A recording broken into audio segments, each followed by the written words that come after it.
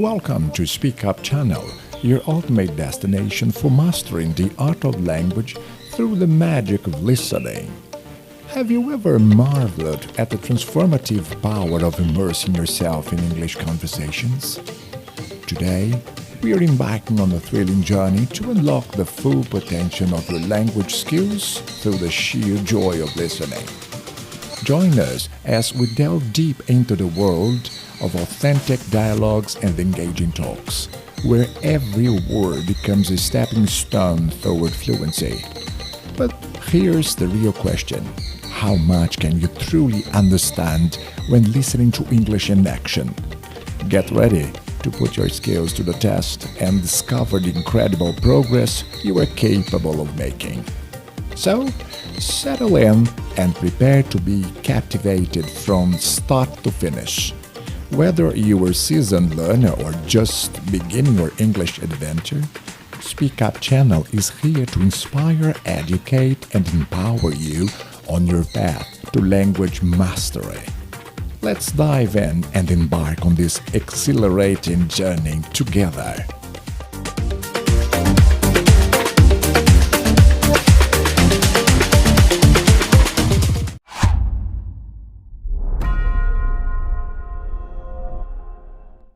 You'll hear a husband and wife discussing their plans for the weekend. I'd like to do something different this weekend. I feel as if I'm stuck in a rut. I need a break, a bit of a challenge. Well, here's a suggestion for you. I was planning to take my bike down to the south coast to see a veteran car race. Why don't you come with me? On your motorbike? I've never been a passenger on a motorbike in my life. And I haven't got a helmet or anything. That's okay. I've got a spare one and some leathers you could borrow. It'd be fun. Well, I did say I wanted something challenging, I suppose. Let's go for it. Then when we get back, I'll make something special for dinner. I've got a great new Thai recipe. Oh, I think you'll be tired. Why don't we just eat out? No, it'll be fine. The kids are going out to a gig. Their friend's band is playing at the college club this weekend, so we can just flake out in front of the telly with a takeaway if we're really that worn out. Sounds good to me.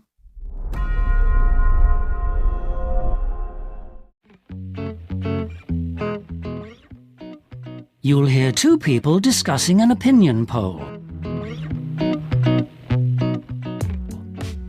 I got stopped in the street and asked some questions by some man doing an opinion poll today. Did you? Was it about what you watched on TV last night? I got asked about that by someone in the street a few days ago. Actually, he wanted to know what I felt about the new shopping centre they're thinking about building near the railway station. Whether I felt it would solve some of the town's problems or actually just cause more. Well, you've certainly got strong opinions about that. You're always telling me what a rubbish idea you think it is. True, and I told him what I thought. But I don't think he really had any interest in what I had to say. I got the feeling the authorities just want to be able to tick a few boxes, saying that consultation with residents has taken place. I don't think he wrote down my answers to any of his questions.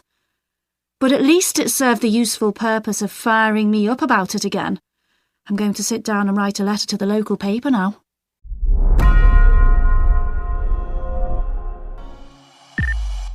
You'll hear two people talking about a website. Hi, Mel. I'm glad I bumped into you. I've been wanting to ask you a favour. Right. As you know, I've been working on this website idea of mine. It's a portal for people interested in this part of the country with lots of pages relating to its history, landscape, wildlife, local businesses, study opportunities here, all that sort of thing. Sounds interesting, but I'm not sure how I can help.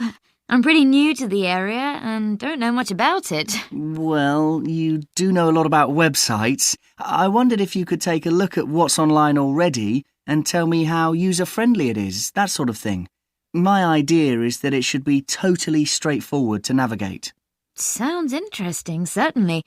But when do you want it done for? I'm pretty busy at the moment. It's not too urgent, in fact. Okay, then. Email me the URL and I'll do what I can. My laptop's been playing up a bit recently, but hopefully it won't let me down. Thanks.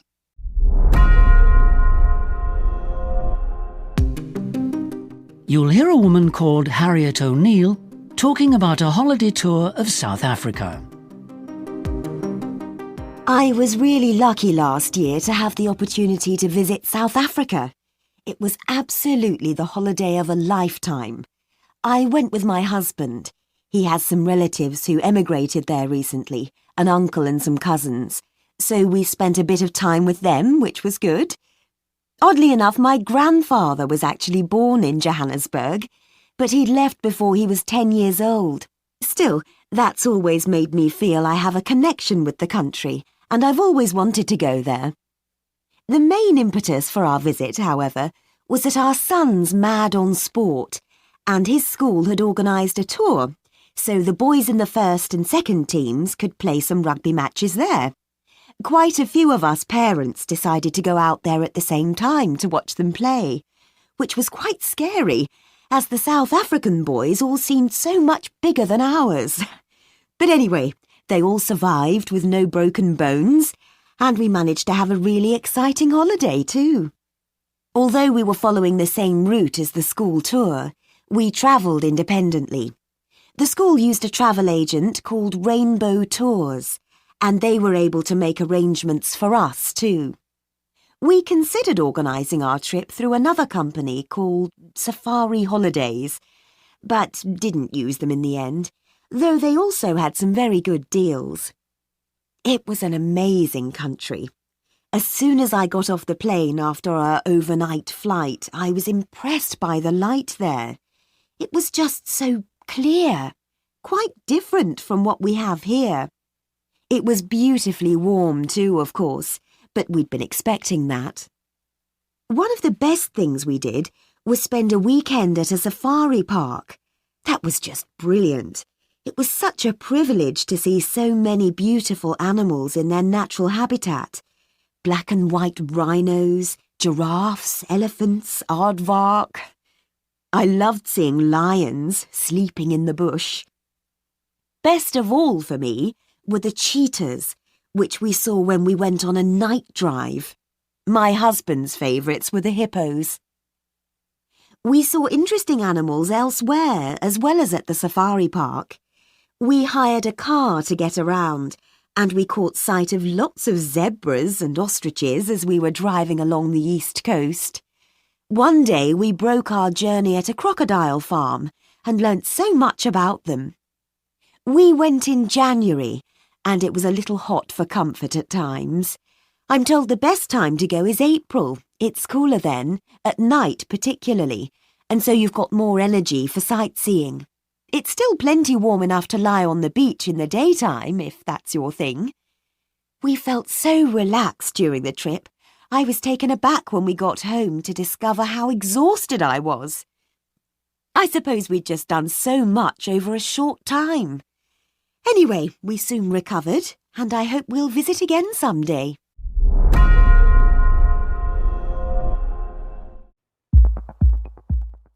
You'll hear a website interview with a fashion designer called Sam Tate. How did you get into fashion design? Both my parents are artists. My mom's a photographer and my dad's a leathersmith. My mom picked up on my interest in looking at pictures in her fashion magazines and actually taught me to sew when I was pretty young. I would even do clothing designs on paper without realizing what I was doing. In high school, I started making my own clothes, mostly altering or adding on to other things because I never liked anything the way it was when I bought it. I also made a lot of jewelry. Turquoise was the stone of choice. What did you study at college? I started out as a jewelry major, after randomly ending up in a textile class focusing on surface design.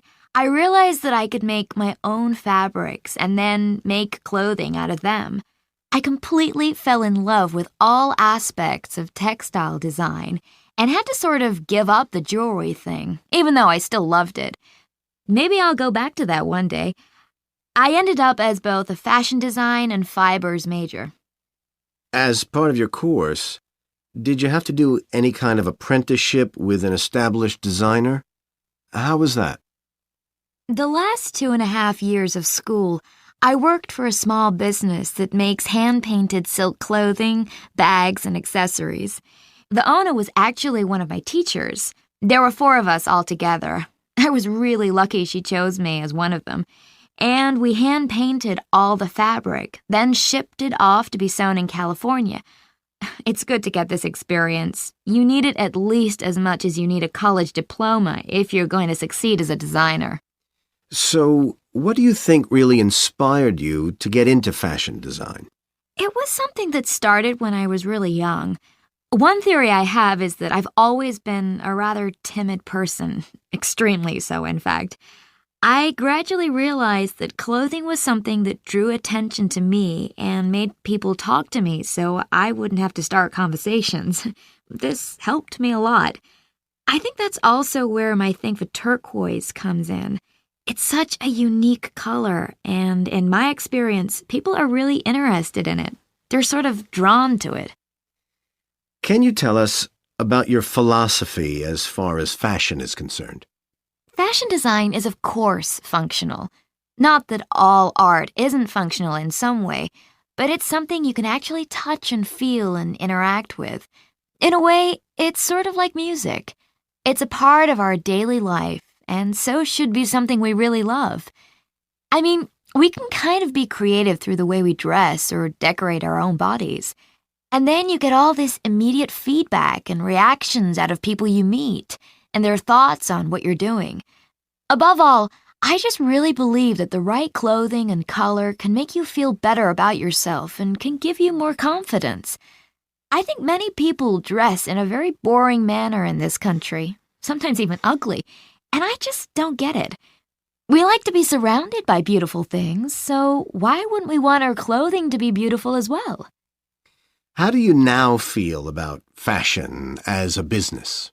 I started making clothing because I had to. I had to satisfy a creative need that I couldn't in any other way.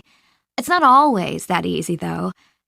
I think it is important for young artists and designers to know this.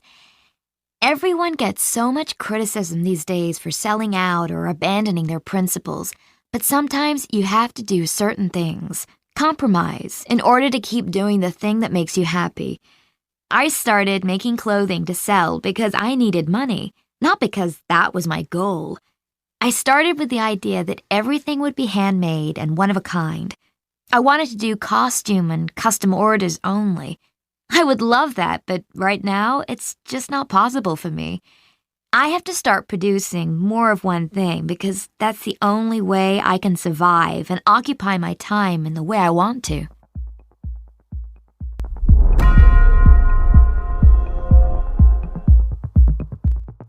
Speaker 1. Jack and I have had some of our most formative experiences together. After leaving school, we spent a month travelling around Europe by train, one of the most exhilarating times of my life ever. It was particularly good because I was with Jack, who always sees the silver lining in anything. So even when we missed our connection and had to spend the night on a cold, dark station, we somehow still managed to have a good time, talking about life, the universe and everything. If it hadn't been for my cousin, we might never have met though. They went to school together, and we got to know each other when I was staying with her once. Speaker 2. Why do I feel so close to Karen? On first impressions, I think most people find us rather unlikely friends. She's into loads of different kinds of sport, and I'm not at all. We've totally different tastes in music, and our jobs are completely different. She's a nurse, and I'm a computer programmer. But somehow we've always got on ever since the day we got to know each other on a beach in Spain, where both our families were spending the same fortnight. And our friendship has somehow been cemented by the fact that we share the dream of emigrating to Canada. We spend lots of time discussing how best to do this, and things are beginning to fall into place now. Speaker 3. Paul is without doubt my best friend. I've got other friends who I've known for far longer, a couple since primary school even, but I still feel that Paul and I are far more on the same wavelength. Maybe because we both had the same terrible Saturday job. It was really hard work delivering leaflets. We had these heavy bags to carry, and it always seemed to be cold and wet, and the pay was dreadful. Anyway, that's probably what bonded us. We knew each other a bit before that. We'd met at a mutual friend's birthday do, but I wouldn't say we were close at first. Now we spend most of our weekends together, and I'd never make any big decisions without discussing them with Paul first. Speaker 4. I'm glad you're going to meet Susie at my party this Friday. I'm sure you'll find you've got lots in common. You're both keen horse riders for a start. That's not something I share with her, of course. But she and I have shared all our hopes and worries ever since we first made friends watching our brothers play for their school's football team. That would have been when we were about 12 or 13 years old, I guess. She never complains when I'm moaning about how much work I've got to do, and she's always the first person I turn to when I need sensible advice over some problem or another. Speaker 5. You ask me who my best friend is. Once upon a time, not so long ago, I'd have said that Tom was. He's got such a wicked sense of humour and is brilliant company. But recent events have shown him not to be such a loyal friend as I'd imagined. He passed on a secret I'd shared with him, and I felt a bit let down. Anyway, now I think I'd say it's Ben. We got talking when we were on a long railway journey a couple of years ago and have kept in touch. We don't meet all that often, but it's always good when we do. I particularly appreciate the way he always tells me exactly what he thinks. Not many people do that. We hope you have enjoyed our program. Subscribe for more helpful content and come to learn English with us. Speak up.